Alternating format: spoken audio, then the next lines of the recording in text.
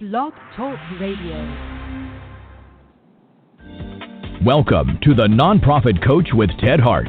Since 2010, the most listened to radio show in the nonprofit sector dedicated to helping your charity succeed.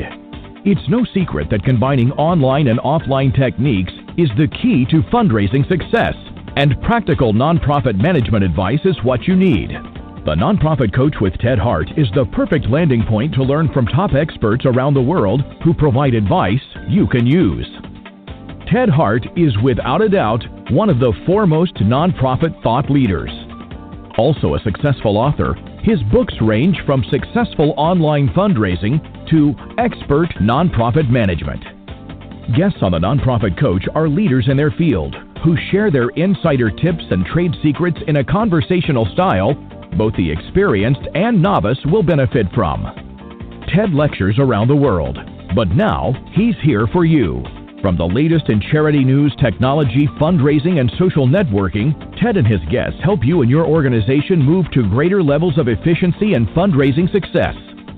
This is a live call-in show. Add your voice by calling 347-324-3080. After the show, you can find all our podcasts at tedhart.com. Click on the radio links.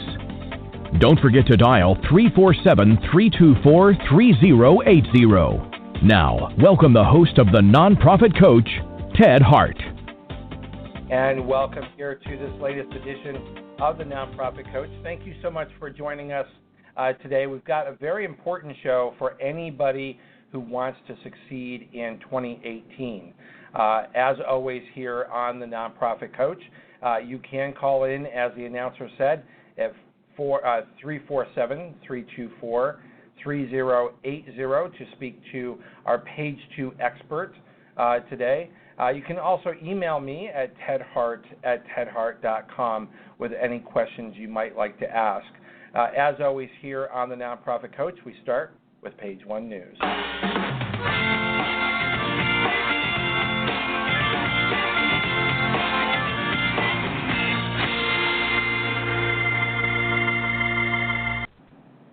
Each month here on the Nonprofit Coach, we have someone from CFRE International come provide us an update in what we call the CFRE Minute. And today, very pleased to welcome back here to the Nonprofit Coach, George Hamilton. George, welcome back.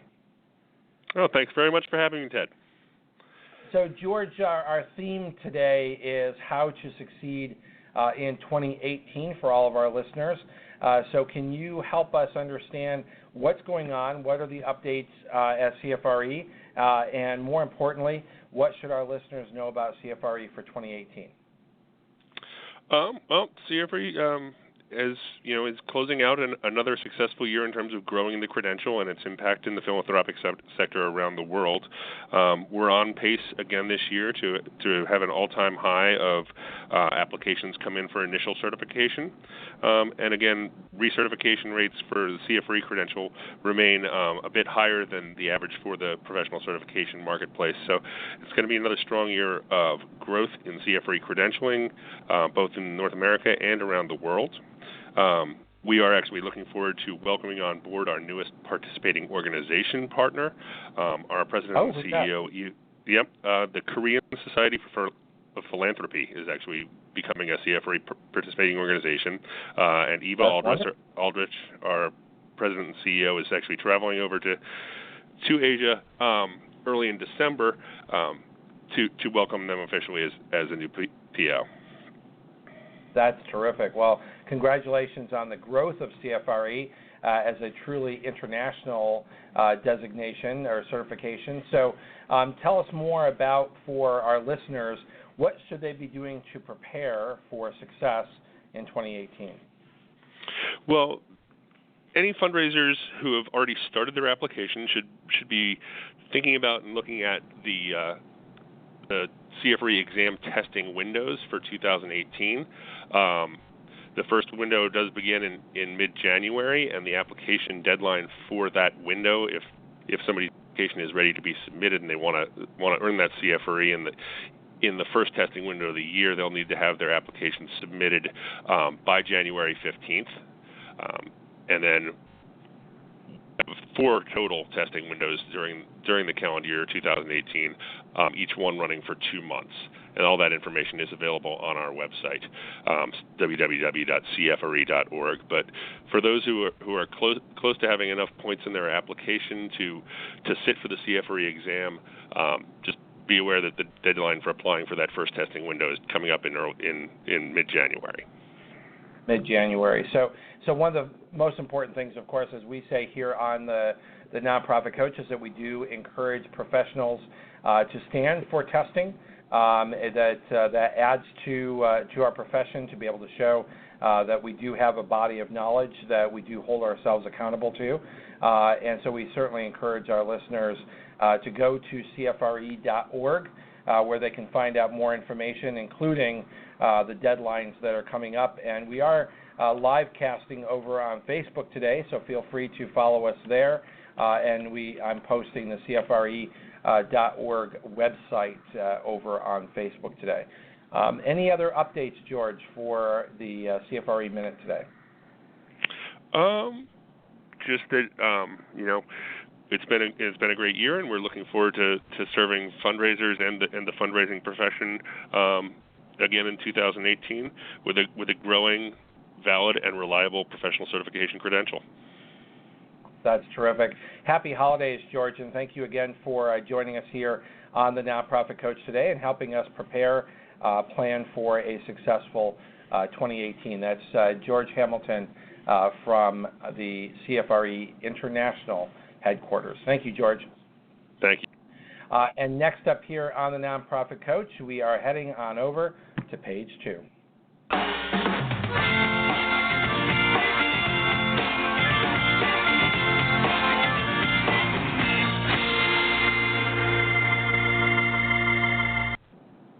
It is my pleasure today to welcome back here to the Nonprofit Coach Penelope Burk, author, researcher, fundraising expert, and the president of Cygnus Applied Research, who understands donors and what they want more deeply than just about anyone in the business. And the reason for that is that she conducts an annual survey and research studies that provide insight into not only the fundraising profession, but more importantly, as I have called her here on the Nonprofit Coach, the donor whisperer, where she brings to us the results of her studies that more than 250,000 American donors participate in to help us learn how to succeed. Now, there was such success, Penelope, of your show when you were just with us here on September 12th. It's so much interest in your topic and in your data. Our producer, Diane Peach, was able to bring you right back here on the show. And our focus today, Penelope, as you and I discussed in the green room, is to help our listeners expertly plan for success in 2018 based on the insight of the Burk donor research study and the information that you can bring to us, insight into what's in the minds of donors. So how's that for teeing that up, Penelope? And I want to ask you to give a little bit of introduction to this topic yourself. Well, Ted, you've presented me with quite the challenge, but it's a thrilling one. So I have gone back into the last few years of the Burk Donor Survey. You know, we've been doing this survey since 2009. So we have amassed quite a body of information over those years. And I've picked out for your listeners 5 key finds from these surveys, some real gems that donors have offered through the questions that we've asked. And I want to talk about them with you today.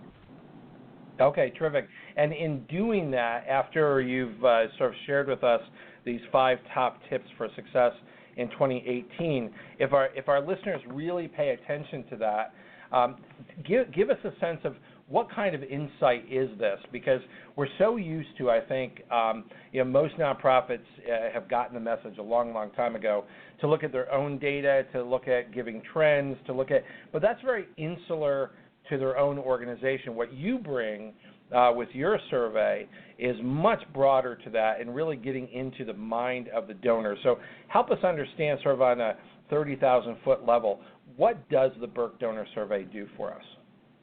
Sure. In the big picture, it's a two-part survey.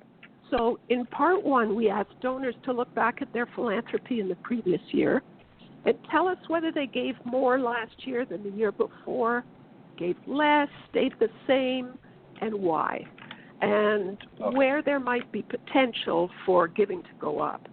And then we asked them to look forward to tell us what they're planning to do in the coming 12 months or so, and how not-for-profits can develop relationships with them differently in order to unleash their philanthropy at a higher level. And we know they have more to give, not all donors, but in the most recent survey, which we conducted in March and April of this year, 35% of all donors in the survey and an astounding 52% of the youngest donors under the age of 35 said they held their philanthropy back. They actually have more money right now that they could be giving, but they're not doing it. And so we're very eager to find out what would unleash that. I know we want to get to your 5 top tips, but specifically I just have to ask you, 35% of donors overall have more philanthropic desire to give, but they didn't. They held that back. And 55% of younger donors, which of course is the future of philanthropy, right there, 55% of them are saying, gee, I could give more. Why are they not giving that money? Well, there's so many reasons, and that's why I sort of went back through my surveys and said, well, Ted, you and I have a limited amount of time on your show, and so if I come up with 5 of my top reasons that we could focus in on, that is going to unleash philanthropy. And so absolutely. Here we go. Let's get into the top 5. What I do want to let my listeners know is that you've been very generous in offering a $15 off of the Burk Donor Survey report. There is a coupon code. We're posting that over on Facebook today. That coupon code is Ted Hart 2017 to get that discount. So for those who want the just released survey for themselves, please go get a copy there. And Penelope, let's start down the path of your top 5 tips. Okay. Number 1, this may be hard to believe, but restraint raises more money than soliciting too often. And I'm going to give you a great example, which is a story that goes back to 2004. Everybody will remember that at the end of 2004, there was a huge tsunami in Asia, and relief agencies all over the world came to the rescue. And among those relief agencies was Doctors Without Borders, who within the first 2 or 3 days on the ground were able to assess what the need for their unique services would be. And by the end of the 3rd day, they knew how much money they needed to intervene in this incredible disaster. Well, from day 1, the money was, people came to the aid of those who were suffering in this tsunami. And Doctors Without Borders, among all kinds of other organizations, was receiving all kinds of contributions without even asking for it. By January 4th, which was about 8 days after the tsunami had happened, Doctors Without Borders had raised so much money that they knew they could not assign all the money that had come in to tsunami relief. So they held a news conference worldwide and, believe it or not, asked people to stop giving to them for the purpose of tsunami relief, that they would be happy to continue to accept donors' contributions if they were willing to give to one of their other chronic needs, like the disaster in Darfur, for instance. But in all good conscience, they knew they couldn't spend it on tsunami relief. So they gave donors choices.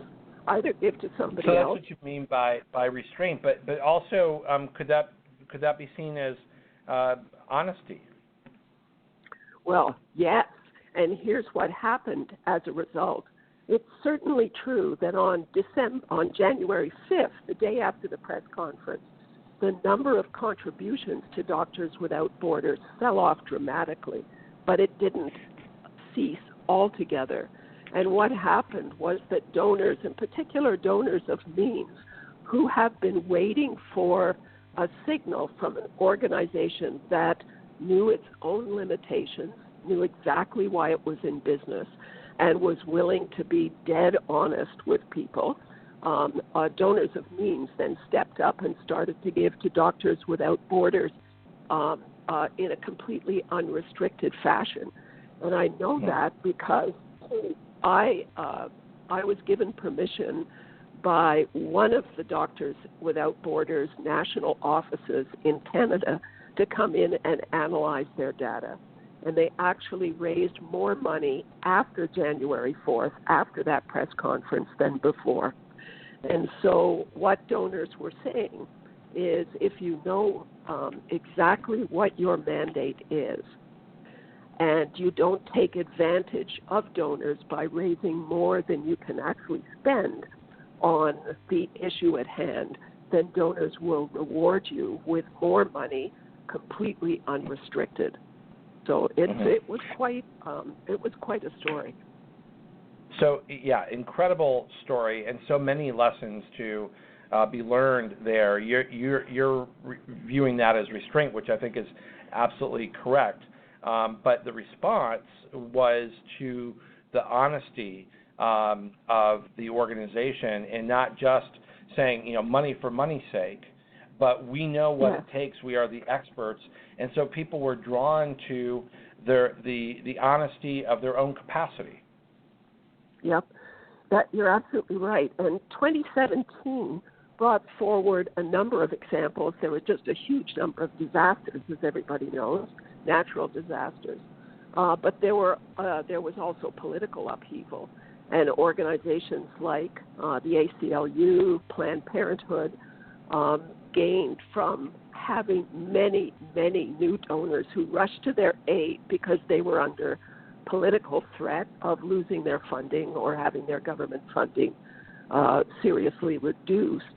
And so there are different versions of emergency. So those organizations should be looking at how they respond to all those new donors and to their existing donors who stepped up their giving during 2017 to help them, and how they're going to come back to these donors in 2018. What are they going to tell them about where they put them, their money? They need to show them responsible results before they go back and solicit them again. And that comes through loud and clear year after year in your report is the value that donors put on honest reporting. Yes, absolutely. Honest reporting reduces donor attrition, and donor attrition today is the number one reason why not-for-profits make much less money than they could. I know I've said this on your show before, but it's worth repeating that donor attrition across the not-for-profit sector is 90% or higher, and that's the long-term donor attrition. And early donor attrition is now frightening. 2 out of 3 donors who make a first gift to a not-for-profit do not make a second to that same organization. And with donor acquisition costs being high and gift value being low initially, that is a huge waste of money and professional time. So restraint is one of the ways in which we keep donors on side, restraint and honesty. So coming back to your 5 top tips, so we've got restraint. Where do we go from there? So the second is the other side. If you're one of the organizations who's listening to this broadcast and thinking, well, I'm not in disaster relief and I wasn't under political threat in 2017, so if money is being diverted to these organizations, where does that leave me? And so my second is, good news for everybody else. Their gain is not your loss. It turns out that in this year's Burk Donor Survey, we surveyed donors specifically on whether they were giving to organizations under political threat or giving to disaster relief, and how that would affect giving to organizations they had traditionally supported. And only 13% of donors said they were shifting money from their existing philanthropic budget into these organizations. 50% said there was no change at all. 16% said that they were increasing their budgets so that they could lend support to these other causes, but not at the expense of organizations they traditionally support. So really, and the rest of the donors were unsure. They hadn't made a decision yet. But it's really good news if organizations are worried that there's going to be a migration away from their traditional fundraising choices. Donors don't intend to do that at all. And the other point here is that regardless of the level of an emergency, donors cannot sustain an emergency fundraising mentality for long. So it's really good news for everybody. And your best bet, if you don't fall into the emergency fundraising category, then your best bet is to showcase your universal and your positive results-oriented case. It will attract strategic donors who want to invest in long-term solutions, not just short-term relief. So fair to say that number two, or would you say that number two is that donor loyalty does matter and it still registers? It matters and it registers, and it's a big priority with donors. You know, if something unusual or unexpected appears, most donors will find more money to address that. But they want to stick with organizations that have a strategy. So helping donors understand that your organization doesn't just have a mission, but it has a plan to improve the level or quality of service over the next several years, and here's how we are doing it. This is what we're focusing on right now for which we need your contributions. So the strategic approach always wins the big gifts. Right, right. And to a certain extent, you're also sort of taking away for some fundraisers sort of a favorite excuse, and that is, well, we're not the flavor of the month.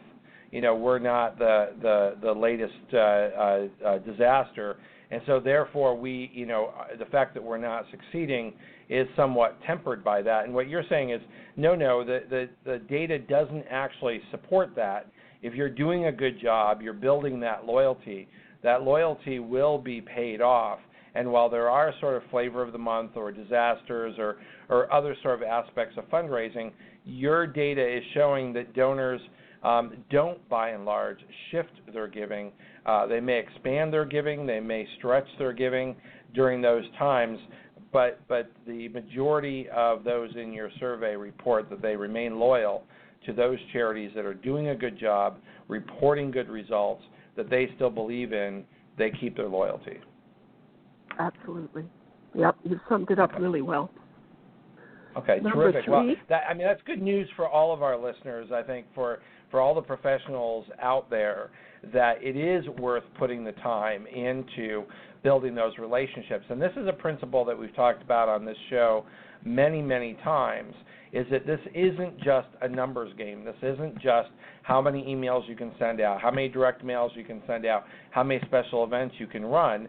It's actually going back to basics and building on the relationships of those who are closest to you, and to identify those that they can bring to the table based on their relationships. But your data is showing in sort of your number 2 tip here, that putting the time into that, as most professional fundraisers will, is going to have a longer lasting effect than just sort of the quick hit of a successful email campaign or a direct mail campaign of new donors who, as you said, 2 out of 3 of those are not going to return. Yep. And it's great to have that large volume of donors at the bottom of the pyramid, but fundraisers learn in year one of fundraising school that most of the money that development department makes comes from a minority of donors who are giving more generously. So that key is, yes, you've got to keep that pool churning and happy and satisfied so that you can draw those donors up out of the pool. And I'm going to come to this in recommendation number 5, but as a teaser, I'll say that if you think about your donor base right now, that are the massive donors giving largely through direct marketing programs or large-scale events, 1/3 of those donors are making significant gifts down the road to somebody else. And they could be giving them to you. So that's just And they could be giving that to you, exactly. Yep. That's an important point. Penelope, we're going to take a very quick break. When we come back, we want to jump right into number 3 on the top 5 tips that you can take away to plan for fundraising success in 2018 right here live on the Nonprofit Coach with Penelope Burk, and we will be right back.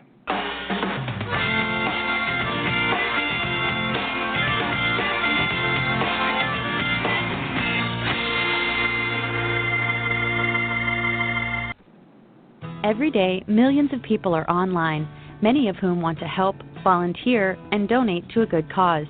Nonprofit organizations can use many Google tools to reach potential donors around the world and raise more money. And as an approved nonprofit, it doesn't cost a thing. It's all free. Google Grants helps you promote your website with free advertising on Google.com through the AdWords program. With Google AdWords, you create ads and choose words or phrases related to your nonprofit organization.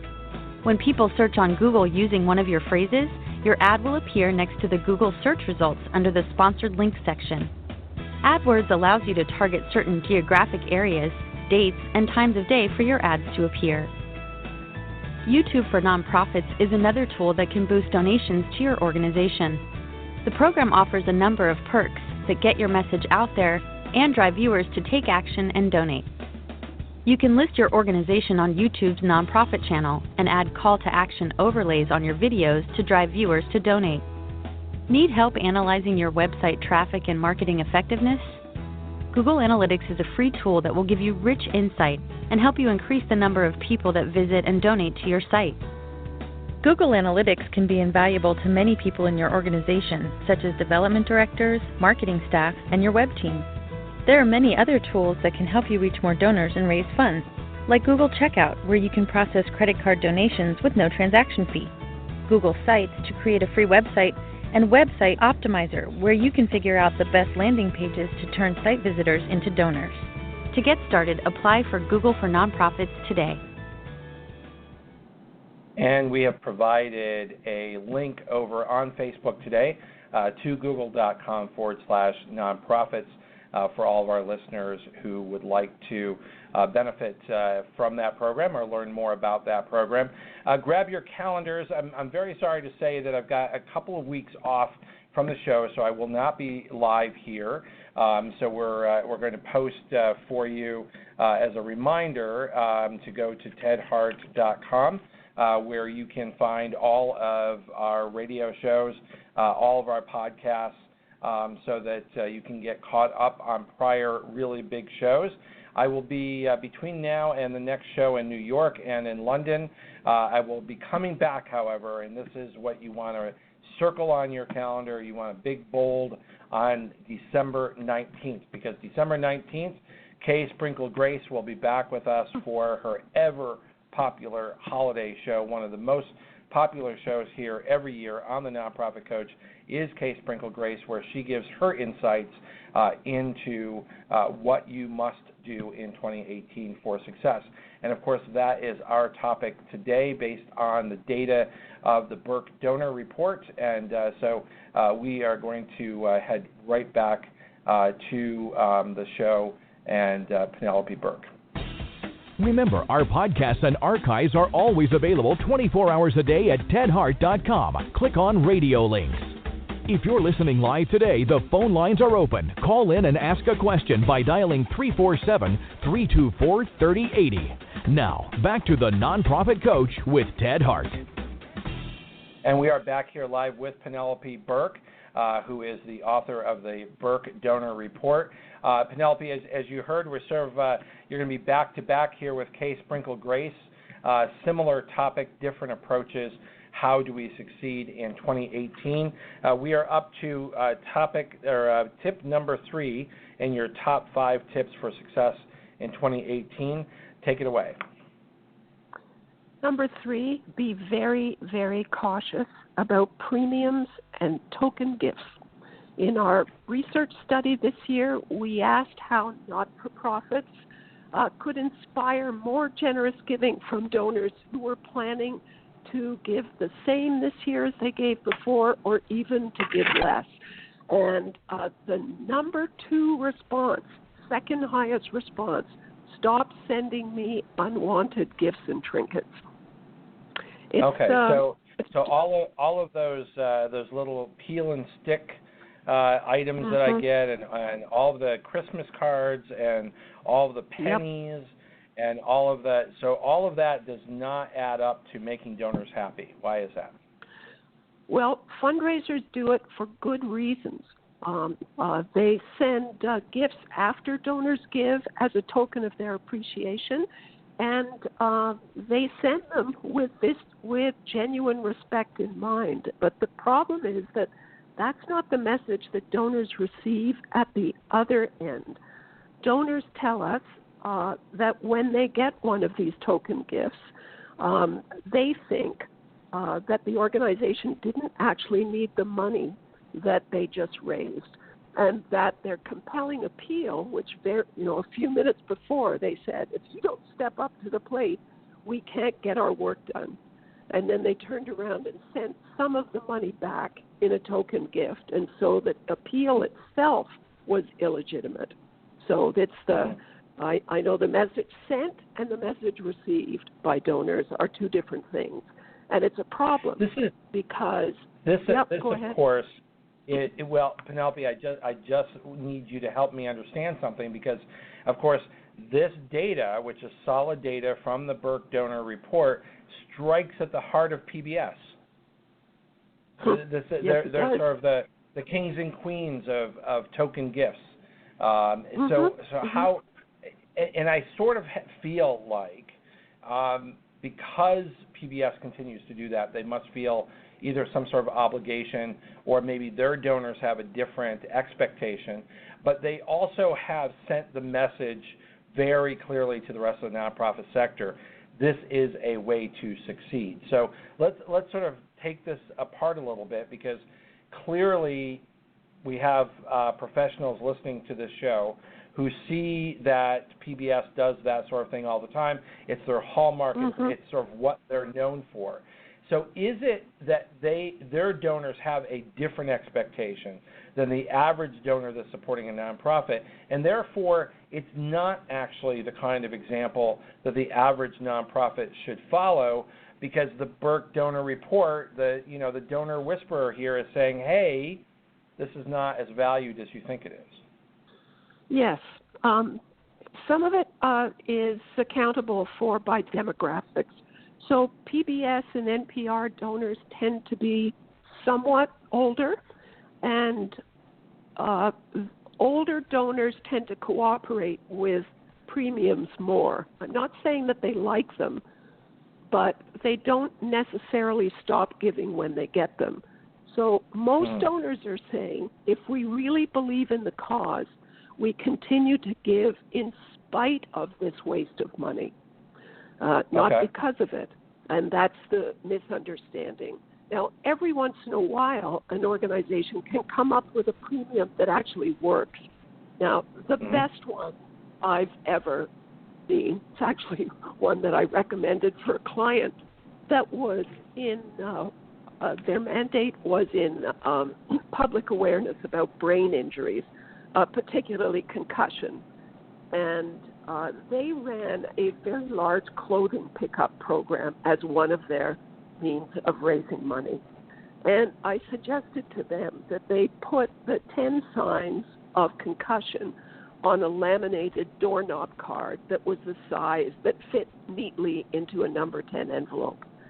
And they could either mail that out to donors, or when they picked up bags of clothing off people's front porch, they could leave that hanging on the doorknob, and they could even write across it a little thank you note. And that's something that speaks to their mission directly. It's exactly who they are and what they do, and it's a good thing. So it's not seen by donors as a token in that case, but as a product of who they are and what they do. So that really works. But that's a different. But it's very rare.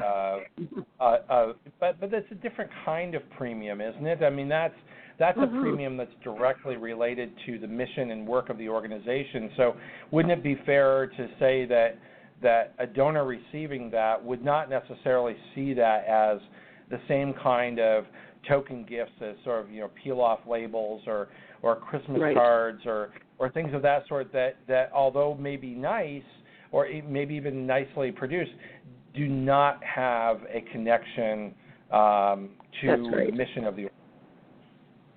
Yes. Now, most not-for-profits would not be able to come up with a gift or a premium that was directly connected with their mission. And so my advice to them is just don't send them. Just don't send them anything. Donors don't want it. But if you are, and I would say you brought up the subject of PBS or NPR. NPR once did have a gift or a token that I thought, aha, that one's dead on. It's really valuable. And it was something like, it's like a little key you put in your computer. But if you were driving from state to state and you were listening to NPR on the radio and then your station went out of focus or out of reach and you were madly searching on the dial for where the next NPR station came in, this thing would automatically tell you.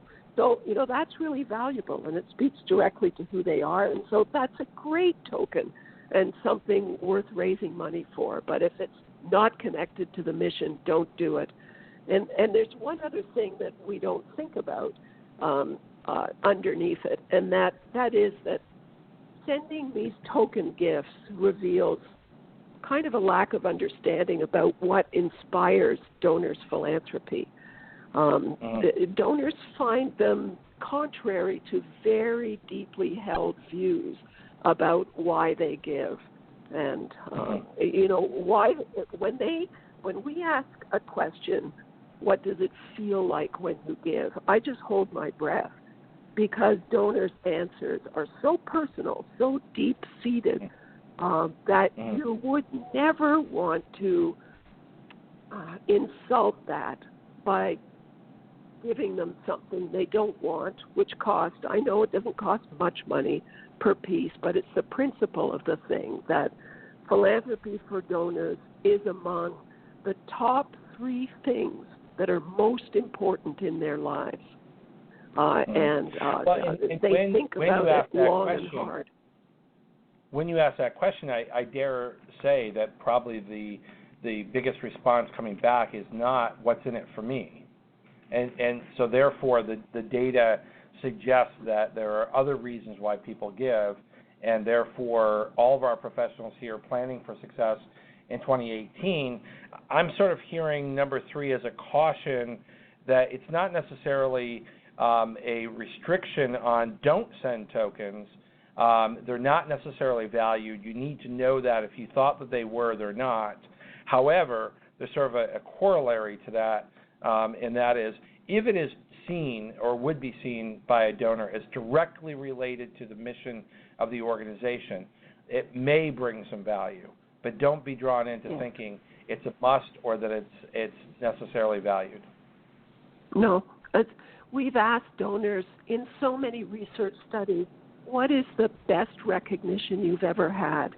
90% of donors will say a sensational thank you letter that read like nobody else's. That's what they want, and that's all they want. Yeah. And by the way, they don't want other stuff stuffed in there with the thank you letter. just a beautiful short letter that expresses how be your own sincere. gratitude. That's it. Yeah, be sincere. Don't send the thank you letter as another ask. Oh, good God, never do that. Well, that happens a lot. That does happen a lot. It does happen, but it's we've got that's today the here worst on kind of over-solicitation. Exactly, which again does not yell out restraint. So that takes away number one. So live here on the Nonprofit Coach today, Penelope Burk and the Burk Donor Report, sharing with our listeners today the top 5 tips from the Donor Report, the Burk Donor Report, on how to succeed in 2018. Penelope, number 4. Okay. Number 4, this is a very happy news story, so I'm not telling you what not to do in this one. There is hidden opportunity in your event sponsors. And it took me 30 years to learn that. And the reason I say that is my first job in fundraising, getting my first job in fundraising was a surprise enough because I had applied for a job as Director of Public Relations and Advertising, which was my strength. And when I got the job, I found out it was all fundraising. So that's how I became a fundraiser. And this particular organization raised almost all its money through events, and a lot of them were participatory events like run-a-thons or bowling events where the participants got sponsors. And at the time, now this is way back in my very early career, so it was way before signing sponsors up online or anything like that. As a matter of fact, there was no online when I started my fundraising career. So there were pledge forms that were printed. There were 5 carbon copies attached, and people would have to fill in the name of the sponsor, the amount that they were pledging per mile or whatever, and go back and collect the money from sponsors after the fact. And these filled out sponsor sheets would pile up in boxes in my office until they hit the ceiling. And I often wondered whether there was any merit in developing a list of those sponsors and trying to convert them into direct donors. But it wasn't until 30 years later in one of the editions of the Burk Donor Survey where we actually zeroed in on about 7,000 donors who had sponsored someone in a walk-a-thon or a run-a-thon the previous year to find out whether there was any potential for direct giving among sponsors. And the short answer is that yes, there was. So if you consider a sponsor to be doubly arm's length, their attachment is most strongly to the person who's participating in the event, and that makes sense, right? Your cousin or your colleague is running in a marathon, and so I'm sponsoring him. But about 18% of sponsors, about 50% of sponsors said that one of the reasons they agreed to sponsor was because of the mission of the organization that was hosting the event. So that's really important. And 18% of sponsors said, yes, they would make a direct gift to that not-for-profit because the mission was important to them if the organization asked them to. So if you compare that statistic to acquisition statistics online or in direct mail, for example, it looks like converting sponsors into donors would be a much higher value activity than just trying to acquire a mailing list cold of people who've never given before to your organization. So if you run a large-scale event and there are sponsors, I would recommend you test a direct ask to sponsors to see what kind of response you get, but you give yourself an even better chance of success by working through the runner or the participant in the event. Which, of course, a great way to do that. Online tools make that even more possible. by being able to go back to that initial donor and ask them, thank them for participating in that walk, ask them if they might also assist you with your holiday campaign, and provide them with the tools through which they can do a separate solicitation. But again, they're going back to their donors, and this is something that we've talked about so many times on this show, and it goes back to this principle of honoring the relationship. So what you're saying is tip number 4 is that sponsors could become donors, but understand that there is an underlying relationship that needs to be respected. In doing so, you're going to be more successful. Yes, respected, the real relationship respected, not faked. And what I mean by that, I'll give you a personal example. A very good friend of mine ran in a 10-mile race, and for her that was a big challenge because she was not an experienced runner, so this was something she was doing because she was devoted to the cause. And I sort of pledged as a sponsor a pretty good contribution. And the day after the race was over, I got an email coming from my friend, and in the header it said, "I did it." And at first I thought, "You did what?" And then I remembered, oh, wait a minute, my friend ran in that race last weekend. So I eagerly opened up the email, and I was quite excited to read what she had to say. And the email started, "Dear supporter." Dear supporter, yeah. Dear supporter. So boy, it did not come from my friend. Yeah. Right, because your friend knows who you are. Because she would have never called me dear supporter. That's right, exactly. Well, so again, honoring that relationship, which just kind of permeates behind all of these tips. So the top 10 tips, or top 5 tips, from the Burk Donor Report for Success in 2018. Let's round this out. Number 5. Number 5 is focus. How do you know which of your donors that you've already got in your database, how do you know which have potential? And I'm going to tell you a riddle, and I bet you can come up with the answer. It's the classic salesperson's riddle, and it goes like this. In sales, there are 4 customer groups. Group 1 buys everything, every product you come out with. And so salespeople love to have Group 1 customers, needless to say, on their roster because they're very profitable. And we know donors like that. Every time you ask them to give, they come back. Group 2 customers, they buy a fair bit, but not all the time. So you have to have your sales skills really well honed in order to get Group 2 to buy, but they're still very profitable when they do. And here's the riddle part. Group 3 hasn't bought yet, but they will. And Group 4 hasn't bought yet, and they will not.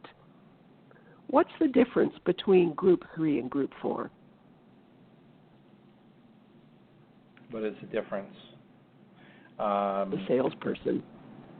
The salesperson. Yeah, there you go. Yep. So the skill. Yep, there you skill go. of the person. Yep. It's the skill. It's the skill. So if you take that riddle and you apply it to first-time donors, so you think about any donor that you won for the first time in 2017. And by the way, that alone is a statistical miracle. So we shouldn't underplay the value of a newly acquired donor, because there are, at any moment in time, 1.2 billion competitors trying to get that person, and you got him or her. So that is a huge accomplishment. Knowing what I said earlier in the show, that 2 out of 3 first-time donors will never make a second gift to you, and of those who do make a second gift, only about 20% make a larger gift. And by the time you've asked them 5 times, almost all of them are gone. So those are the actual statistics. Yep, they're gone in fundraising today. And you have to listen, for our listeners, you have to listen to this data, because I think, going back to number one, restraint, is also having a plan. Because if your plan is to just solicit the entire list as often as you can and just hope to run out the statistics that someone will accidentally make a contribution or click on that is not a plan. That is not a sustainable future for your organization. And what you're doing in the Burk Donor Report is you're giving actual, actionable data that says, listen, donors are telling you when they will give, how they will give, and what their expectations are. You fulfill that, 2018 will be much more successful. You don't do that, and what you're pointing out here is the simple statistics are against you. 2 out of 3 of those new donors are not going to return. And when you solicit the one remaining donor 5 or more times, they're going to be gone too. Yep. So if you go back to the riddle and the definition for fundraising of Group 3 or Group 4, in that group of newly acquired donors, some, the minority, yes, but some will give again and some won't. But the fundraiser doesn't know that, and so you have to keep soliciting everybody over and over and over again until finally you come to the conclusion that this person who I've asked 6 times now to give again and has never done it is probably not going to give again. So the value of the gift they did make way long ago has been completely eaten up by these additional appeals. And so the riddle actually helps you focus. But Penelope, the donor knows that. The donor in receiving all of those solicitations, whether they're consciously keeping track of it or not, they're mentally sort of keeping track of the fact that I know it spent a lot of money for you to solicit me all these times, and that first gift that I gave to you did not go for what I wanted it to. It went to soliciting me for more money. Yep, simply. So here's the strategy to improve the situation. It costs you nothing, and it makes you feel great by the end of the day. When you get a new donor, very quickly, within a matter of days, pick up the phone and call that person and say thank you. You will likely leave a voicemail. No problem. Voicemails are just as effective as reaching the donor in person. Call the donor, say thank you, say we've just learned that you've given us a gift for the first time, and I wanted to call you myself just to say how very much we appreciate your support.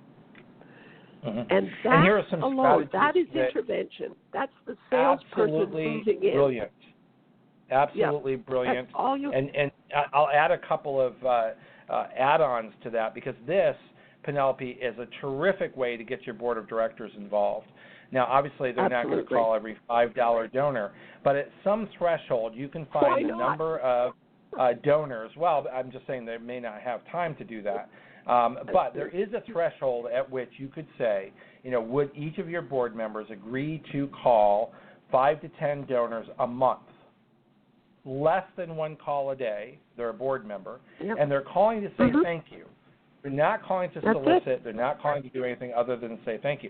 It's a wonderful way for board members to be involved in a very happy event of saying thank you.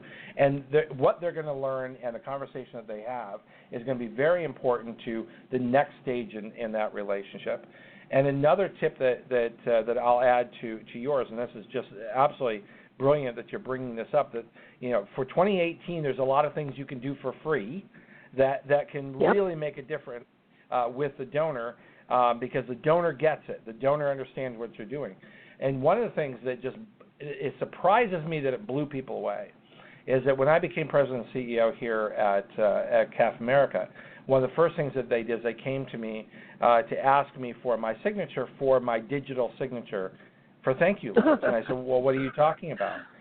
And they said, well, so that we can put your signature on thank you letters. I said, yes, I'll sign them.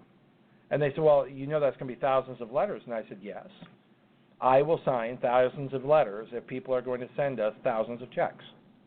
And for 5.5 years, I have personally signed every single thank you letter, regardless of amount. But I've made donations to charities where the most that they could bother to do is to send a postcard saying thank you with no signature, no information.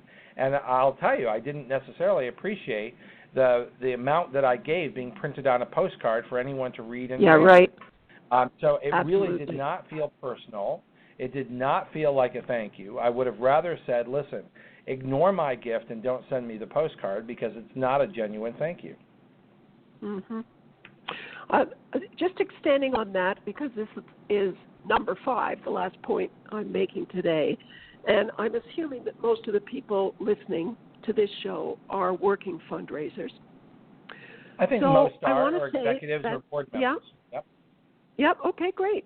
That it's fantastic if your CEO and board will pick up the phone and say thank you, but you should do it too, because there's only one perk in the fundraising business. Fundraising is hard. It's stressful. There's a lot of expectation on your shoulders. And the only perk in the fundraising business is talking to donors when you're not asking them for money. And it's a wonderful way to begin and end your day. Make one phone call first thing in the morning and another one before you go home at the end of the day. And by the way, the end of the day is not 7 or 8 o'clock at night. It's 5. Right. Well, in terms of making phone calls. Yeah, in terms of making phone calls, absolutely. Do not bother people during dinner. Oh, well, I mean, don't work so hard. You won't have to work 60 hours. Well, I think I think hours a week if you do this. Yeah, I think that's a little hard for most of the folks during holiday time. We understand that this is a very pivotal time for nonprofits, not only to raise a lot of money during the holidays, but also this is the planning time to plan for that success in 2018. Yep. So we've only got, and this is not going to surprise you, Penelope, because we could talk all day. Your information is so important and so valuable. We only have 3 minutes left, so I'm going to review the top 5 tips from the Burk Donor Report for Success in 2018. Number 1 is restraint and or honesty in your appeals. Number 2 is loyalty matters and will be rewarded if you are loyal to your donors. Number 3 is a bit of a cautionary tale. By and large, token gifts are not appreciated. However, the corollary is if they are directly related and would be seen as by the donor as being directly related to your mission, they sometimes can have value. And number 4 is that sponsors could become donors. Test this. Make sure that you're honest. And by gosh, please remember that there is an underlying relationship that needs to be honored and respected if you're going to get a gift from that sponsor. And that's the original solicitor. And number 5 is focus. Focus. I'm going to add to this, I think it's focus, but have a plan. And that plan needs to be say thank you. Properly, respectfully say thank you. A thank you is not another solicitation. And that there are lots of ways that you can focus and have a plan for thank you that does not cost anything. How'd I do on summarizing the top 5 tips for success by Penelope Burk in the Burk Donor Report for 2018? Holy smoke, Ted, you're fantastic. Terrific. Well, we've only got about a minute left, so Penelope, please make sure my listeners know how they can reach you. Yes. First of all, go to our website. Our company name is Cygnus, Cygnus, Applied Research. cygresearch.com is our website address. You can follow me on Twitter at Penelope Burk, and that's Burk, B-U-R-K, with no E on the end. And you can download. They're great. And I know, Ted, thank you for offering our 15% discount coupon on purchase of the Burk Donor Survey. It's 110 pages long, 75 graphs, and 50 recommendations on how you can raise more money right now. It's a terrific report. And Penelope, thank you for coming back so soon and helping us succeed for 2018. Thank you, everyone. Do not forget, our next show is with the great Kay Sprinkle Grace. And that's our show for today. You've been listening to the Nonprofit Coach Radio Show with Ted Hart. Tell all your friends to check out our production schedule and download our iPod and iPad-friendly podcasts at tedhart.com. Thanks for listening to the Nonprofit Coach.